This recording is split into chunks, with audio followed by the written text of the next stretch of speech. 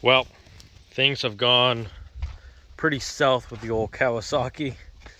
Unfortunately, we're at 32 and a half hours. And this problem I'm about to show you, it's been going on for at least since the 20-hour area. Let me get this bed up and I'll show you. Walk back. Okay, so as you can see, she's been used. It's been driving almost every day on my my little skater trail and bringing me stuff into the homestead and such. But what I need to show you, it lives in the oil tank. So one other thing I noticed is, I'm assuming these two had screws here at one point, and they're gone. So those rattled off. I haven't seen anything else that rattled off, but the issue lives in here. Well, can't tell how's bad right now, but anyway, that's milkshakey, and when it's running, it's real milkshakey. It's like slobbering out the end there. You might be thinking, what'd you do? You full of coolant? This might be kind of tricky. As you can see, it's still oil on there, but it is also wet all the way up at this end. If I can get it to. Anyway, it's not going to focus. And you can see, it's got stuff in there too. And to give you a hint, if I took a lighter out here, right now, all this would catch on fire because there is fuel in the crankcase. I don't know why. I don't know where it's coming from, how it's getting in. I don't know anything like that. But a while ago, at least 10 hours ago, I noticed I was washing this thing, and we just got a lot of rain. This thing's always driving through the puddles and the mud, as you can see, the puddles and the mud. And this up here is wet. I was like, that's a little weird, but I honestly can't smell that good. I don't know why. It's been about 5-6 years since I've been able to smell, right, normal. So anyway, I can't smell it good. I didn't notice it back then. I was looking at it yesterday, and I took a sniff, and it smells like gas. I was like, oh man, that's not good.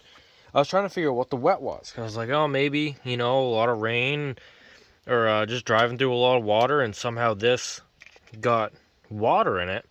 Even though I wish this rubber cap went over the lip, but it just butts in the lip. But it has 3 baffles of rubber. I mean, this is like not easy. It's not gonna fall out. Like, it's not like water isn't just gonna go in there. It's not super easy. And to Kawasaki's credit, that dipstick's actually, in my opinion, a pretty good design. But this thing's full of gas, and I don't know where it's coming from, how it's getting in, and whatnot. But as I said, I've driven this thing at least 10 hours like this.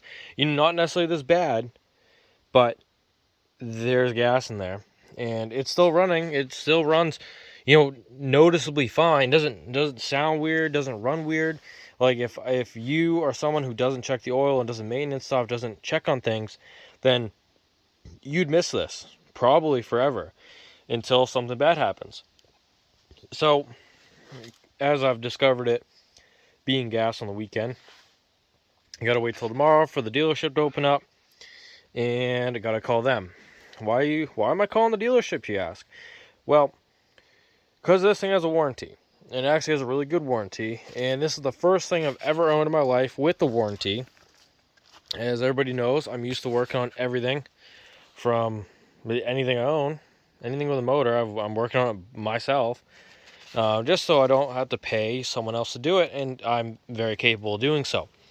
But this is, I feel like I should take advantage of the warranty. Because why did I pay for a warranty if I'm not going to use it?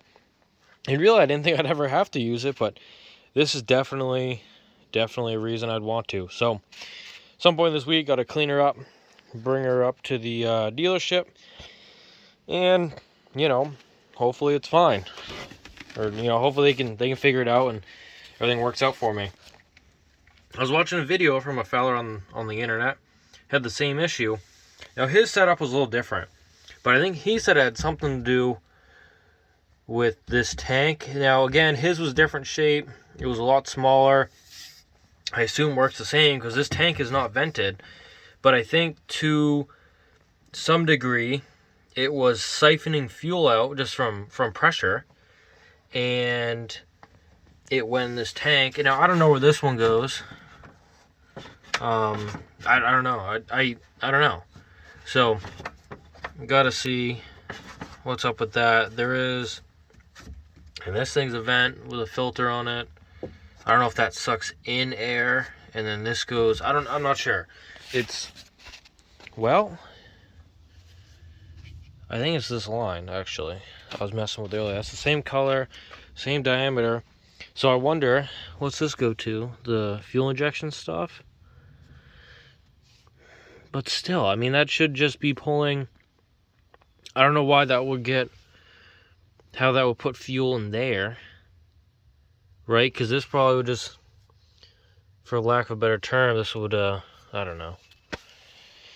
I'm kind of thinking it out for the first time in front of all you two. So, anyway, that's what that one fella had issues with. And the whole reason why I bought a Kawasaki was, and the looks are actually growing on me. It looks a lot better what the cab does than when it doesn't have a cab.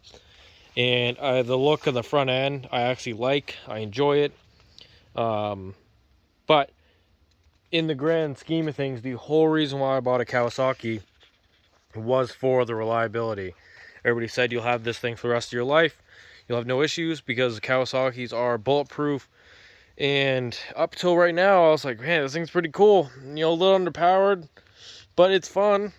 Takes where I want to go. And, I was hoping that underpoweredness would play into the longevity. And, because that usually is what happens.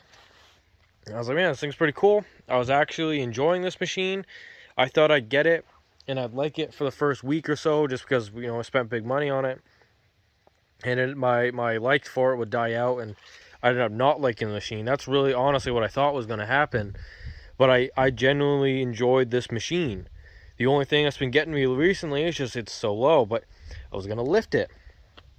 And then that would solve that issue, because it's not like I'm going on any of these huge rocks. I mean, these rocks are barely rubbing now. I have the road a little fixed up, and I have it so there's only, it was actually, I could drive the whole road without hitting it all until this past rain. We got 4 inches of rain in like 12 hours, and then now I'm hitting on some rocks, but not like it was before. I mean, I'm barely rubbing on them. So the lift and everything, that would, when this thing lifted, it would doors on it so the heater would actually work good. Then this thing was perfect for me, honestly. I was feeling really good about this machine until that was full of gas. So anyway, gotta figure that one out. I don't know, but anyway, between me realizing there's a couple bolts missing, there's 2 more that are holding it, but I don't know what else is falling off. I don't know what is Kawasaki's fault, what is the dealership's fault, how much they actually assemble, how much is the brand's fault, how much is designs, if it's a one-off. I don't know any of it. So anyway, we're gonna have to find that out at some point. So thanks for watching. A little bit sadder of a video, but we'll find out what's going on with it, and I'll make sure to get it back to all you folks. And if you have the same issue, we'll resolve it. I'm hoping if it's an issue that it won't happen again, but if it does, that'll be a simple fix that I can do once this thing's out of warranty. Because as long as everything goes well, I'm not planning on getting rid of it. So, well, thanks for watching. I will keep you guys all up to date.